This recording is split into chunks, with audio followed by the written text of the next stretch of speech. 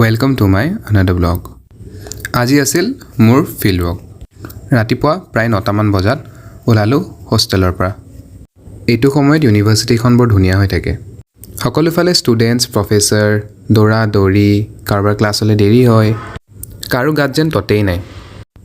তেনেতে মই ইউনিভাৰ্চিটিৰ বাহিৰ পালোহি। টমটম এখন ধৰিলোঁ আৰু মোৰ ফিল্ডলৈ আহিলোঁ। মোৰ ফিল্ডখন প্ৰায় ইউনিভাৰ্চিটিৰ পৰা 5 কিলোমিটাৰমান দূৰত। তাতেই আছে ইণ্ডিয়ান ষ্টেটিষ্টিকেল ইনষ্টিটিউট।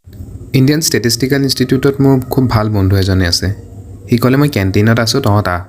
কেণ্টিনত কিবা এটা খোৱাৰ পিছত সি ক'লে যে আমি অলপ এক্সপ্ল'ৰ কৰোঁ ব'ল। ইনষ্টিটিউটখনে প্ৰায় IIT ফিল এটাই দিছিল।